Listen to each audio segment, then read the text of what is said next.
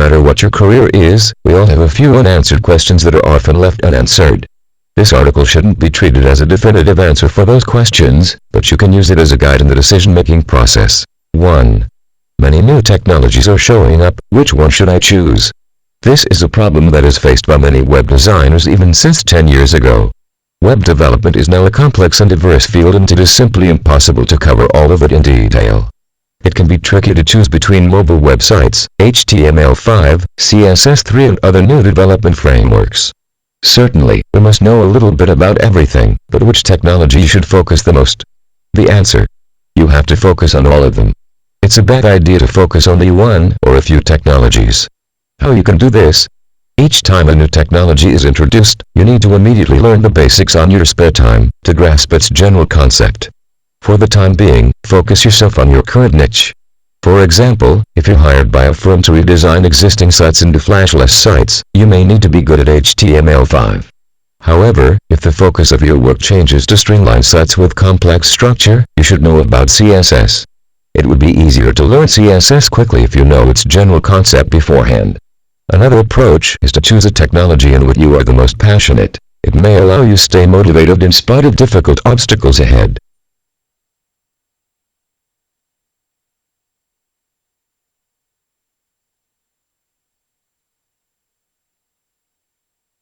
Two. Should I invest?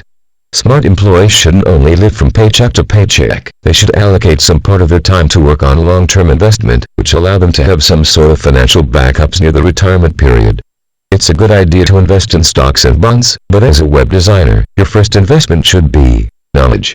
You should try to invest in improving your knowledge on latest design techniques, new trends and best practices. In addition, you may need to invest on, if you're a freelance designer, initially you should invest on creating a comfortable environment.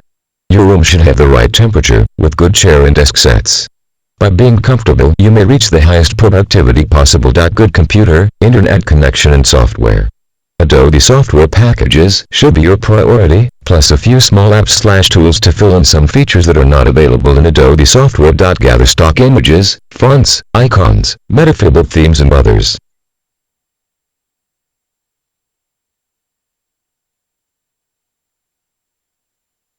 Three. Should I go freelance? Many web designers choose the path of freelancing today. A growing number of them are willingly compete directly with big firms or other freelancers. This path seems like a good idea for many reasons. For example, you get all the profits and you have more flexibility in dealing with your projects. But unfortunately, not everyone is good at freelancing. Try to assess the pros and cons of being a freelancer and working in a firm.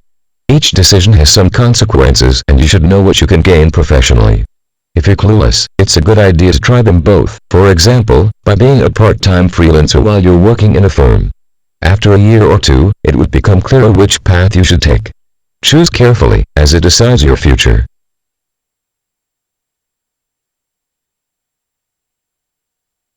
4.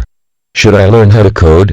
All web designers should at least know rudimentary knowledge of web programming. You should know how to code in HTML, CSS and JavaScript to the intermediate level. It would be helpful to know some basics on PHP and MySQL as well, because many websites today use codes based on PHP and also some types of databases. In short, yes.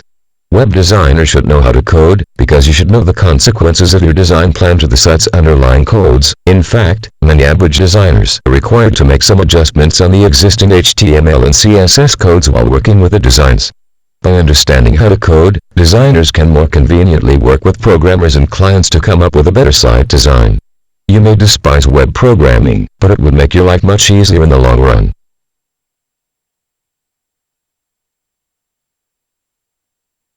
5.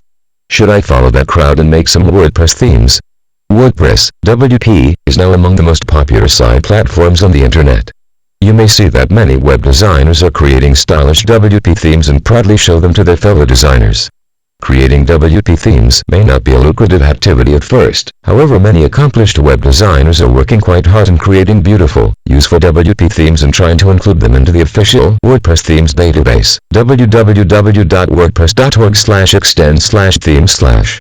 You may not earn even a cent from this activity, but if your themes are used by thousands of WP-based websites out there, it would certainly look nice on your portfolio. So should you create WP themes?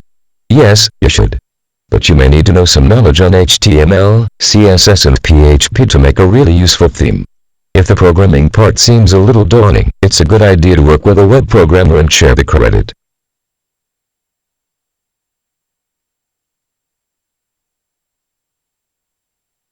Six.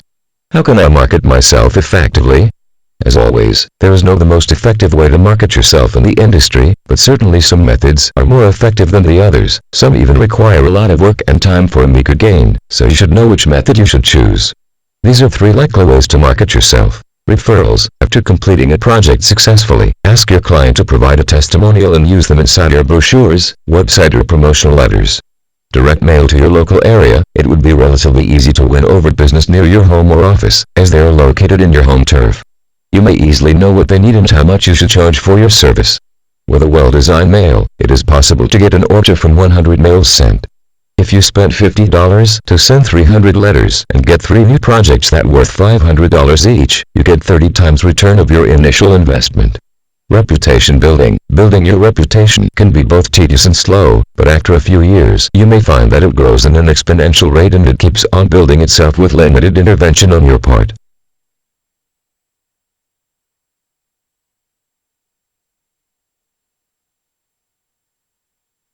Seven. How to allocate my time. Web designing can be hectic, and you should remember that clients pay the bills and feed your family. More importantly, by completing their projects you're slowly building on your reputation. However, it's generally a bad idea to devote all of your time to work on clients' project. You should allocate a small part of your time to improve yourself and your business.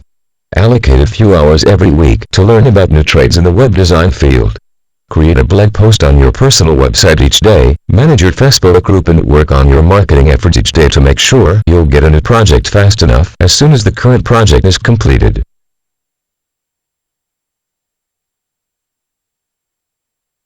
8. Should I charge my client hourly or use a fixed price? The answer of this question has been hotly debated by the web designer community. The answer depends on your level of expertise and reputation.